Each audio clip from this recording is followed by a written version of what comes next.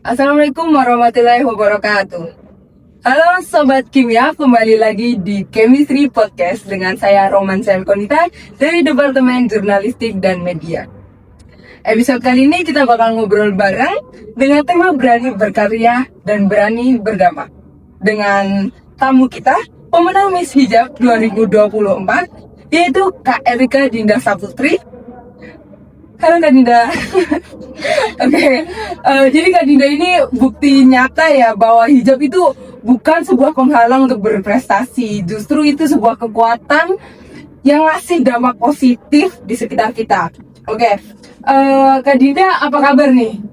Baik sih L. Iya. Kamu L aja ya. Iya, L aja Kak. Mbak L. L aja Kak. Oke, semoga happy terus ya Kak. Happy selalu. Amin, amin. Kak Dinda, kita boleh flashback nih pas Kak Dinda ngejalanin di Kak Dinda kita bisa flashback dikit nih. Boleh ceritain nggak sih gimana perjalanan kakak dari awalnya nyoba nyalon sebagai Miss Hijab 2024 sampai berada di titik sampai saat ini? Mungkin ya awalnya itu kan aku ikut event di fakultas tetangga. Iya. Itu eventnya itu kayak catwalk gitu. Terus aku itu kenalan sama orang di Iya. situ kebetulan. Ya udahlah kita kan tukeran ini kontak. Terus diajakin sama dia, ayo Din ikut ini. Terus aku kan Iya. orangnya yang cukup penasaran gitu kan. Ya udahlah iseng-iseng ini awalnya. Terus ya udah nyoba pas wawancara sesi berkas itu alhamdulillah lolos. Iya. Nah, lanjut tahap wawancara. Itu kan nanti udah masuk ke namanya semifinal ya. Jadi pas di semifinal kita nanti di karantina. Iya. Nah, kalau di Misi Jabi sendiri itu karantinanya selama 3 bulan. Jadi Sabtu Minggu selama 3 bulan itu. Nah, karena Misi Jabi itu kan lumayan cukup jauh ya dari kosku ke sana, ke tempat karantina. Jadi mungkin nggak enaknya di aku karena tadinya kita cuma iseng-iseng gitu kan. Kenapa jadi berat? Awalnya berat kan. Ya udahlah, pas mencapai grand final itu kan kita malamnya latihan dulu. Malamnya latihan itu benar-benar aku lagi drop, badanku lagi panas, demam tinggi lagi gitu. Terus besoknya itu udah nih kita siap-siap kan, prepare buat grand final dari jam 6 pagi sampai jam berapa tuh ya? Kayaknya jam 9 ya, aku lupa. Terus pas aku tuh nih bener-bener nggak ada niatan mau masuk 10 besar. Karena aku kayak ya udahlah gitu kan. Nah pas aku diumumin masuk 10 besar, loh kok masuk gitu kan. Itu udah di karantina. Itu udah selesai karantina, itu udah pas grand final. Nah terus abis itu kan kita kan pas 10 besar itu nanti ada yang namanya sesi Q&A. Nah sesi Q&A itu buat masuk ke pengumuman top 5 kalau nggak salah. Top 5 itu nanti, jadi pas aku pengumuman top 5 itu aku benar-benar dikasih Q&A yang kita tuh nggak dikasih tahu sebelumnya. Kalau pas top 10 itu kan kita udah dikasih tahu sebelumnya gitu loh, jadi kayak kisi-kisinya. Jadi nggak terlalu ngangong-ngangong kan. Pas yang top 5 itu aku kan nggak expect ya bakal masuk ke top 5 karena dalam hati aku ya udahlah sampai sini aja ya Allah, sampai sini aja ya Allah please gitu kan. Ternyata masuk top 5, terus ditanya lagi tuh kan, alhamdulillah masih bisa jawab kan. Terus pas selesai top 5 ditanya lagi, kita disuruh speech juga. Nah di situ tuh kita dikasih tema tentang perempuan berdaya kalau nggak salah. Perempuan berdaya atau pemimpin gitu. Berarti kakak mikirnya di tempat langsung gitu loh? Benar-benar di on the spot itulah aku mikir. Terus abis itu waduh gimana ini kan cuma dikasih waktu gantian ngomong tuh ya ada kali 5 menit kan gantian kan. Aku tuh kalau nggak salah bagian terakhir karena ya terakhir kelima lah. Terus kakak-kakak itu duluan ngomong, terus aku ya Allah udah diambil semua kakak-kakaknya kan. Tapi bisa searching nggak gitu? Nggak bisa, karena kita bener-bener disuruh berdiri di panggung sambil nunggu yang lain saya ngomong. Ya Allah gimana ya, udah diambil semua ini gitu kan. Terus abis itu ya udahlah aku ngomong aja apa yang bener-bener aku pikirin kan. Meskipun adalah beberapa yang aku omongin tuh udah diambil sama yang lain kan, nggak apa-apa diomongin aja. Nah di situ tuh agak kagok kan, karena bener-bener aku kayak nggak expect gitu. Aku udahlah aku kagokin aja gitu kan, karena aku nggak mau sampai masuk lagi kan. Nah yaudah, terus habis itu pas kita dikasih istirahat, terus masuk ke pengumuman top 3 nih. Pengumuman top 3 terus ya Allah udah sampai sini aja nggak mau gitu, karena aku ngerasa belum pantas kan. Terus ternyata masuk top 3 gitu teman-teman. Nah pas masuk top 3 ini ditanya lagi kayak gitu, ditanya lagi, terus ya Allah ya udah gitu kan. Udah nih aku udah berusaha semaksimal aku aja gitu kan. Kalau semisal aku emang dikasih amanah ya udah nanti aku terima gitu, tapi kalau semisal aku nggak dapat pun alhamdulillah gitu kan. Ini mau jatuh mulu sih ya teman-teman. Nah terus lanjut, nah udah selesai kita dikasih istirahat, baru disuruh masuk lagi. Karena pas seingat aku ini ya, pas kita dikasih istirahat tuh nanti kan pengumuman yang top 10. Nah pengumuman top 10 kayak base-basean gitu loh, base ini, base itu, base itulah pokoknya. Nah baru masuk ke yang top 3. Nah pas top 3 ini langsung diumumin yang winner.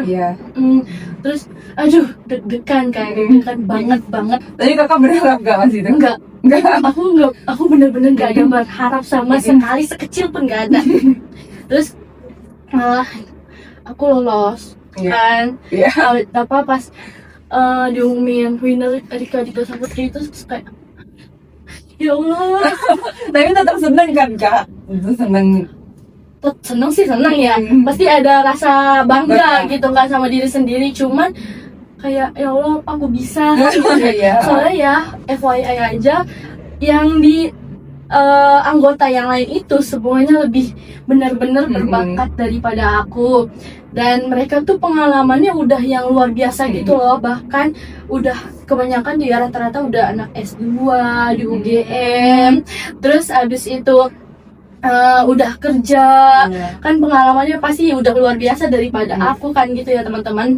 Aku jadi kayak ngerasa minder gitu kan awalnya, ya Allah hebat banget. Tapi yang satu sih, kalau kunci mau ikut di dalam dunia pageant itu, saat kita karantina itu tuh bener-bener harus nunjukin sikap kalau kita itu cocok gitu loh, pantas. Misal berpakaiannya itu bener-bener dilihat, karena kan yang aku baca ya, kan aku tuh kalau misal ikut pageant gitu kan ngeliat musuhku ya, musuh dalam artian musuh yang baik ya kan. Aku ngeliat, oh dia nih kurangnya di sini, terus dia nih kurangnya di sini. Oh kalau dia kurang di sini, aku harus bisa di situ gitu kalau aku. Nah aku ngeliat kayak ya nggak seitunya lah kan, nggak apa sih namanya tuh, mereka kurang lah dalam segi karantinanya waktu itu. Terus ya udah, nah pertama tuh itu apa, pakaian. Terus yang kedua yang pastinya attitude. Jadi selama karantina itu benar-benar attitude banget kita harus jaga. Kayak misal tuh waktu itu tuh ada yang ngomong mulu gitu kan, jadi kan kayak rasa sebenarnya dia pengen ngerasa paling unggul gitu kan, tapi orang kan nilainya jadi kayak ih cari muka gitu kan, ih banyak omong lah kayak gitu kan. Jadi mungkin founder dari Miss Hijabi itu kayak oh enggak deh kayak gitu kan. Terus ini merosot mulu ya teman-teman, nggak apa-apa ya. Terus abis itu apalagi ya kalau di sama mungkin kalau semisal ikut pageant itu kita cari pageant yang bener-bener kita nggak ngeluarin duit sama sekali. Karena di dunia pageant itu apalagi di Jogja ini banyak guys pageant kayak nanti ada duta ini duta itu ya, banyak ya, jangan aku sebutin ya. Nah itu tuh salah satunya aku pernah ikut, itu berbayar. Tapi kakak jadi ikut Enggak, karena aku ngasih saran kalau semisal kita udah lolos dalam seleksi berkas, biasanya mereka nanti kan ada sesi wawancara untuk ke semifinal ya. Nah biasanya itu mereka tuh nanyain gini, kamu siap nggak kalau semisal suruh bayar 3 juta? Waktu itu aku disuruh bayar 3 juta tuh. Terus untuk apa aja itu ya kak gitu kan? Itu nanti untuk hotel, untuk ini, untuk itu. Terus kayak menurut aku nggak deh, soalnya yang pertama 3 juta lumayan ya buat bayar UKT kan. Terus yang kedua 3 juta sama aja kita beli sertifikat sama piala. Ya mending gak usah, kan di situ kan niatnya kita pengen mengembangkan diri kita, bukan malah mengeluarkan duit kita kan gitu. Jadi teman-teman kalau semisal ada pageant yang disuruh bayar, itu mending gak usah, udah cut off aja dari awal. Bener-bener cari yang lain. Iya, karena nggak worth it. Soalnya kan nanti kita ya terus udah tenaga kita difrosir, terus juga uang kita juga keluar, itu jangan gitu. Jadi cari pageant yang benar-benar kita bisa ngembangin diri kita, bisa kita bisa ngembangin kreativitas kita juga gitu. Udah keren banget ya? juga. Iya udah kayak prosesnya banyak yang nggak disangka-sangka gitu. Terus kalau menurut kakak pribadi nih, apa arti berani berkarya?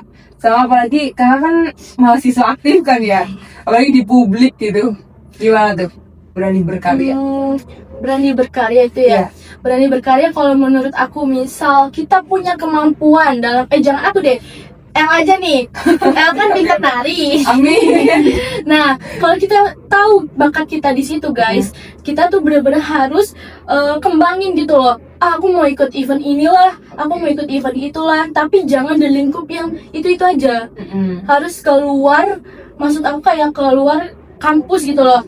Nah kalau keluar kampus kan kita nanti relasi banyak ya teman-teman. Nah dari situ lah orang-orang bakalan kenal kita, orang-orang tahu oh dia nih berbakatnya ini, oh orang ini tuh berbakatnya yang ini. Jadi kalau misalnya ada event ini aku manggil dia aja kayak gitu kan. Jadi banyak tuh nanti yang hubungin kamu kayak gitu. Jadi menurut aku berkarya tuh bukan hanya sebatas di lingkungan kampus, tapi bisa kita kreasiin atau kembangin ide-ide kita, bakat kita, kreativitas kita di luar kampus gitu. Berarti kalau kayak gitu kita harus paham sama diri sendiri nggak sih Kak? Iya betul. Apa bakat kita di mana Iya gitu. betul. Misal public speaking, bisa kan dikembangin di MC, ikut acara MC wedding, kan MC acara-acara event yang nasional kan gitu. Ya relate banget sih Kak. Iya. Terus selama proses kompetisi kemarin tuh pasti kan ada momen capek, terus kayak deg-degan gitu Kak. Terus tantangan apa sih yang paling berkesan sama Kakak? Tantangan yang paling berkesan ya. Tantangan yang paling berkesan itu adalah aku mampu melawan orang-orang yang sekitarku emang hebat-hebat semua. Itu tantangannya, bener-bener hebat semua teman-teman. Berarti Kakak sempat overthinking ya? Iya. dan aku tuh di situ paling pendek di antara yang lain. Iya, aku overthinking kan. Aduh, aku ini kan paling pendek ya di antara kalian. Itu semua pada tinggi, pada pintar-pintar, pada cantik-cantik juga, pada pengalaman. Jadi, aduh, apa aku bisa gitu ya. Itu tantangannya sih sebenarnya. Terus sama aku menjabat ini, tantangannya karena yang anggotaku udah pada pengalaman, udah juga yang lebih tua, jadi aku kan harus bisa menjaga sikap ya. Aku nggak bisa yang terlalu ngatur kamu harus ini ya, kamu harus ini ya, nggak bisa kan. Jadi ya udahlah, aku paham gitu, aku pahamin mereka gimana enaknya gitu. Kan Kakak udah menyandang gelar Miss Hijab kan 2024. Nah, dampak apa sih yang pengen Kakak kasih nih ke mahasiswa-mahasiswa, terutama di kimia gitu? Oke. Kalau untuk mahasiswa ya, aku lebih ke ini sih, perempuan. Karena kan perempuan itu kan kadang suka dipandang sebelah mata ya, sama laki-laki. Nah, kalian jangan salah, justru malah perempuan itu lebih jiwa kepemimpinannya lebih besar, ya kan? kita bayangin aja kalau semisal nanti kita punya anak, yang ngurusin anak kita, yang Iya. ngasih makan nanti kita, yang nyusuin kita, yang barisin rumah kita, nyuci baju kita, semua kita, semua bisa kita handle. Apalagi jadi pemimpin kan gitu kan. Jadi pemimpin itu bukan hanya sekedar dari orang yang terpilih aja. Pemimpin itu lahir dari orang yang emang udah punya tanggung jawab yang besar. Jadi gitu ya teman-teman. Jadi jangan pernah ngeremehin seorang perempuan kayak gitu. Iya bener-bener. Keren Kak. Nah penasaran nih Kak, gimana sih, kan Kakak kan otomatis kalau kayak gitu kegiatannya banyak banget kan Kak. Dari kuliah, terus habis itu miss, terus kehidupan pribadi juga. Terus gimana cara Kakak ngebagi waktu itu? Bagi waktu. Iya. Aku juga sebenarnya masih agak sulit sih kalau mau bagi waktu. Tapi ini dari pengalaman aku aja ya. Kalau aku kan himpunan juga nih ya. Terus aku ngebagi waktunya tuh kalau aku ada acara di himpunan, terus kebetulan juga ada acara di Hijabi. Nah, aku bakal lihat di mana sekiranya aku dibutuhin gitu. Kalau semisal aku dibutuhin waktu kayak acara CC kemarin tuh kan, terus ada acara lagi sebenarnya tuh di Hijabi, itu aku bener-bener dibutuhin di CFC. Jadi mungkin aku bisa minta tolong anggotaku yang lain buat datang ke acara on duty tersebut kayak gitu. Jadi aku lebih melihat di mana posisi aku yang dibutuhin kayak gitu. Nanti kalau aku lebih emang dibutuhin di tempat sini, ya udah aku cari cara di tempat yang lain itu gimana biar bisa tetap datang, biar bisa tetap ke handle gitu. Oke, jadi dari obrolan kita ini kelihatan banget ya. Jadi yang berkarya itu bukan yang siapa yang paling jago, bukan siapa yang paling pintar, tapi siapa yang paling berani memulai, gitu ya Kak? Betul. Betul banget. Oke, sebelum kita tutup nih Kak, ada satu pertanyaan terakhir. Apa pesan Kak Dinda untuk mahasiswa yang masih ragu buat melangkah, buat berkarya karena takut, minder, atau mungkin overthinking gitu? Yang pertama pastinya kita harus punya niat. Kalau kita punya niat untuk berkembang, kita bisa mengekspresikan diri kita. Dan kita tuh kayak jangan pertama nih, kita jangan ngerasa kalau semisal kita kurang lah, kita nggak bisa, udahlah aku nggak kayak mereka, aku nggak kayak dia gitu. Jangan, kita coba dulu aja, nggak apa-apa kita nggak kayak dia, toh kita juga punya kelebihan yang dia nggak punya gitu. Jadi apapun itu kita mulai, kita coba, semuanya kita coba. Dan nanti kalau misal akhirnya bagus, hasilnya bagus, ya alhamdulillah. Tapi kalau hasilnya nggak sesuai kemauan kita, ya kita coba lagi di kedepannya gitu. Jadi persiapan diri lagi untuk aku kurang di sini, jadi banyak evaluasi gitu. Jadi makanya untuk kalian jangan berani untuk tidak mau mencoba. Pasti kita harus punya niat di diri kita. Kita harus berkembang, kita harus bisa. Toh dia aja bisa, masih diri kita enggak gitu. Oke. Makasih banyak ya Kak Dinda buat cerita hari ini. Dan juga obrolan kali ini semoga bisa menjadi penyemangat mahasiswa kimia untuk terus berkarya. Untuk mahasiswa kimia, jangan lupa dengerin terus Kimia Podcast, dan sampai jumpa di episode selanjutnya. Bye-bye. Bye-bye.